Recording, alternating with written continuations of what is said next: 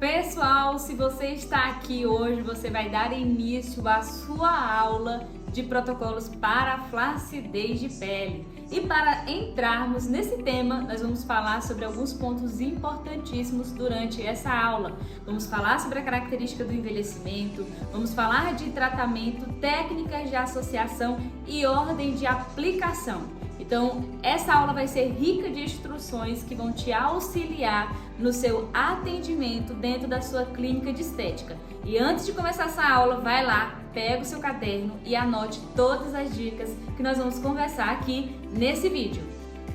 Quando falamos de flacidez de pele, nós pensamos em vários fatores que estão por detrás desse processo.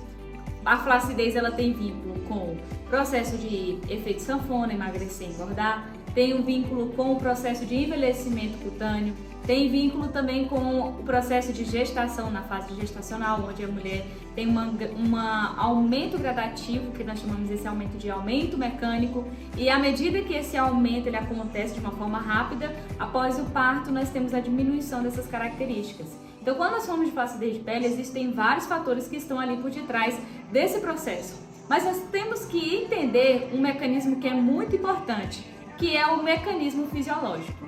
E no aspecto fisiológico, nós temos que olhar para a necessidade do tecido. À medida que nós envelhecemos, nós vamos perdendo a atividade mitótica de funcionamento desse tecido, ou seja, ele vai ser um tecido que vai perdendo as suas funções metabólicas. E essas perdas metabólicas, elas vão ali do processo de desnaturação, das fibras de colágeno e elastina, a diminuição dessa atividade mitótica, o aumento de presença de radicais livres.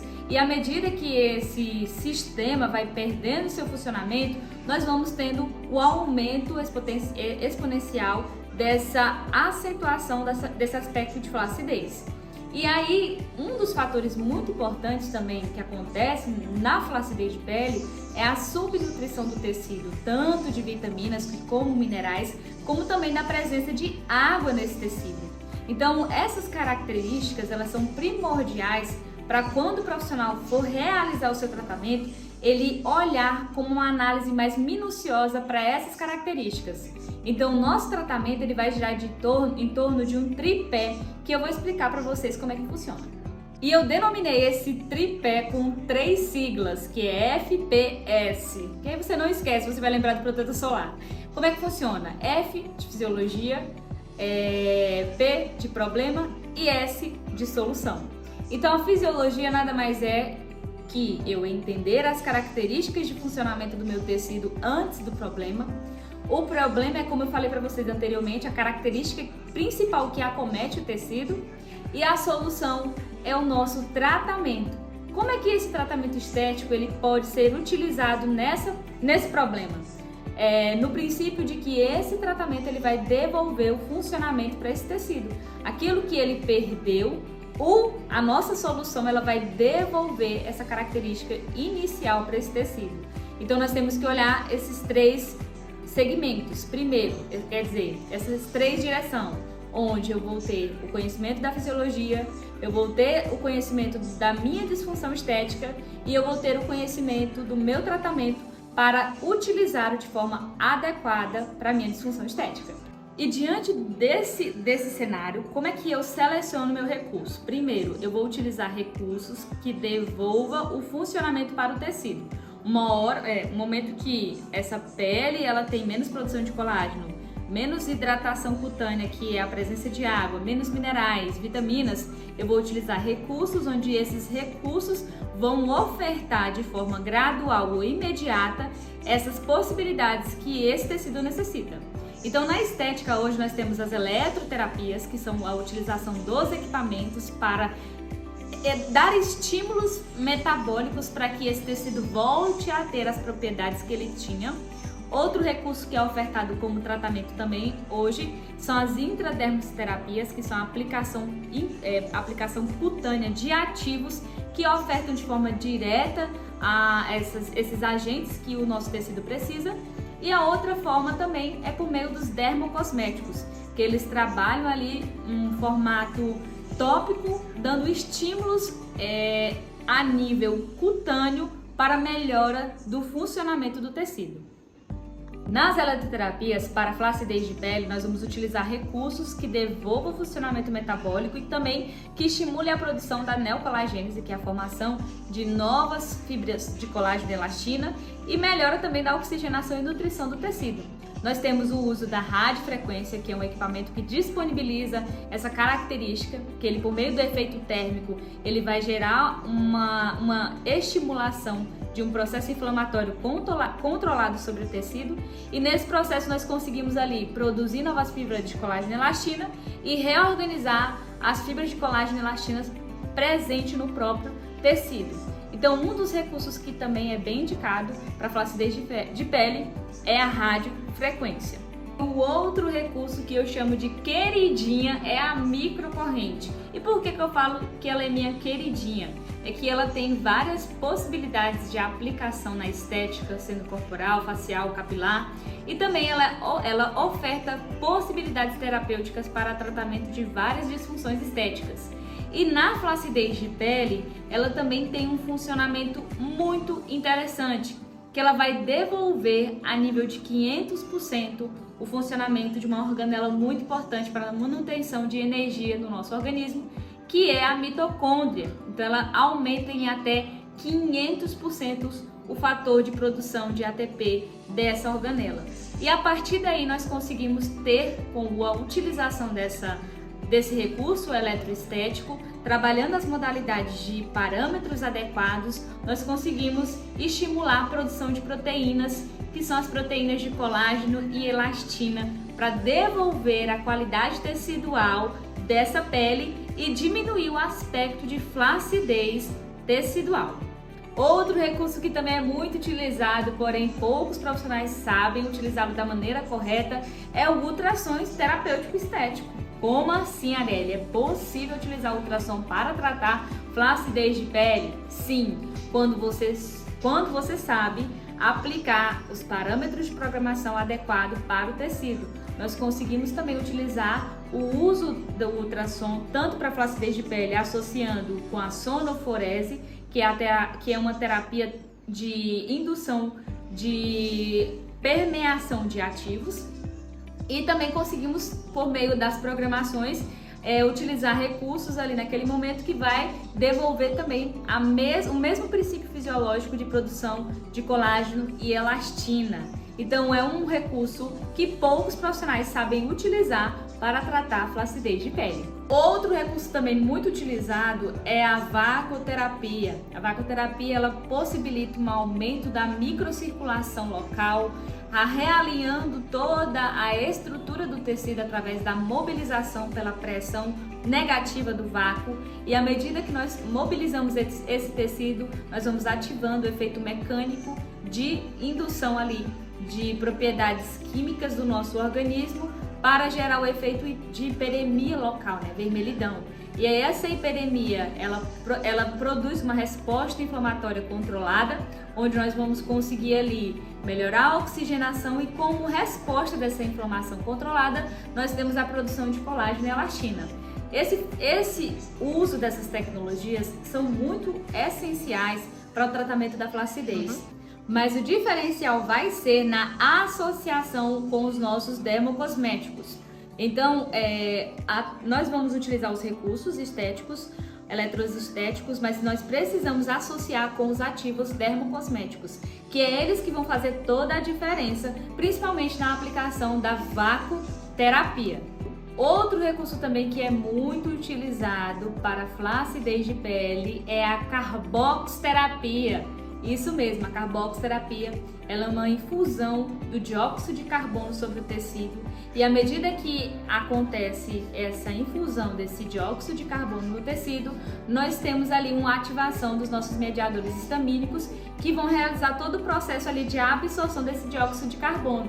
E como resposta metabólica a esse estímulo, nós temos a produção de colágeno e elastina, melhorando assim o quadro de flacidez dessa pele. Outro tratamento, claro que não sai tratamento aqui, pessoal, outro tratamento maravilhoso para a flacidez de pele é o uso da ozonioterapia. Que a ozonioterapia nada mais é que uma junção, uma fusão ali química, onde nós vamos ter uma agitação molecular do nosso oxigênio, e a partir dessa agitação molecular é possível gerar um atrito dentro desses átomos, e a partir desse efeito químico ou efeito físico nós temos a transformação do oxigênio em O3, que é o ozônio. E à medida que nós aplicamos esse gás no tecido, o nosso corpo ele vai ativar também funções metabólicas para realizar todo o processo de absorção, e aí nós temos um foco de inflamação controlada, que como resposta, como foco desse processo de inflamação controlada, nós vamos ter uma resposta que é a produção de colágeno e elastina. E aí nós vamos trabalhar ângulos distintos para cada característica do tecido e para os estímulos que nós vamos dar para melhorar e devolver o funcionamento desse tecido. Já os ativos, pessoal, nós temos que pensar, desde qualquer técnica que vocês forem fazer, vocês têm que entender o porquê realizar essa técnica. Quando nós falamos de ativo, desde a aplicação de soluções intradérmicas ou aplicações tópicas de ativos, nós temos que entender o mecanismo de ação. E esse mecanismo de ação para a flacidez de pele, nós temos que pensar em ativos que devolvam hidratação cutânea. Uma vez que essa pele não tem uma quantidade adequada de água, nós precisamos utilizar ativos que devolvam essa capacidade de conter essa água ali no interior do tecido. Temos que pensar em ativos que irão devolver o funcionamento das nossas mitocôndrias, uma vez que ela é responsável pelo desempenho celular de cada estrutura do nosso corpo.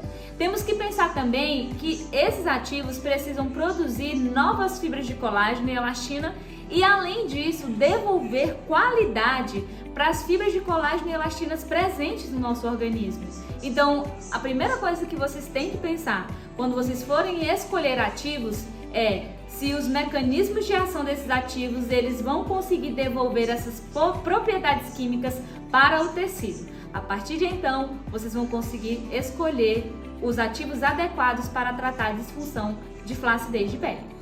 Nós temos infinidade de ativos que trabalham nesse sentido, devolvendo a capacidade de funcionamento tecidual. E eu vou listar alguns deles, lembrando que vocês precisam estudar outros ativos, e nós sabemos que existem lançamentos de vários e vários recursos novos, atuais, patenteados por cada marca e cada indústria dermocosmética que produz esses produtos para serem utilizados nos tratamentos estéticos. Então, por isso que nós temos que sempre estar estudando para entender as propriedades químicas de cada ativo que é lançado no mercado. Mas os coringas que são muito presentes hoje nos produtos dermocosméticos e nas soluções intradérmicas que são aplicadas sobre o tecido do paciente são o silício orgânico, DMAI, ácido hialurônico, aplicação de vitamina C. Existe uma infinidade de ativos no mercado dermocosmético. E esses ativos que eu listei para vocês, eles têm a capacidade aí de devolver o funcionamento tecidual, quase que não sai. Então vou dar alguns exemplos da ação desses ativos para vocês compreenderem o porquê que eles são utilizados na flacidez de pele. A vitamina C ela tem várias propriedades químicas, mas dentro de uma dessas propriedades químicas ela consegue também induzir a produção de colágeno e elastina.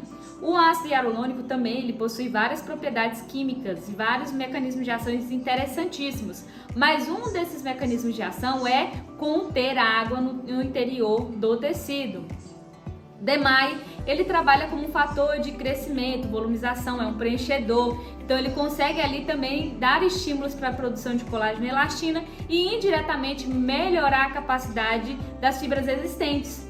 E o silício orgânico, ele é um princípio ativo que possui infinidades de ações, mas dentre uma delas, ele diminui a ação estressora dos radicais livres, que é uma ação de glicação da estrutura de colágeno e elastina, preservando assim a característica e a qualidade desse colágeno e elastina. Então vocês veem que são infinidades de ações que nós precisamos compreender para poder selecionar o ativo e utilizar no tratamento da nossa disfunção estética. Então, para que você tenha um tratamento de flacidez de pele e vocês consigam reverter o quadro dessa flacidez, vocês têm que pensar em alguns pontos. Primeiro, essa flacidez, ela não tem cura. À medida que nós vamos envelhecendo, nós vamos apresentando característica de flacidez. Ou seja, o seu tratamento ele tem que ser gradual e a sua paciente precisa fazer manutenção. Com relação às intradermoterapias, também é bem interessante a junção delas associada às técnicas de eletroterapia. Mas cuidado, vocês precisam saber a ordem de associar e com quais eletroterapia pode ser associada.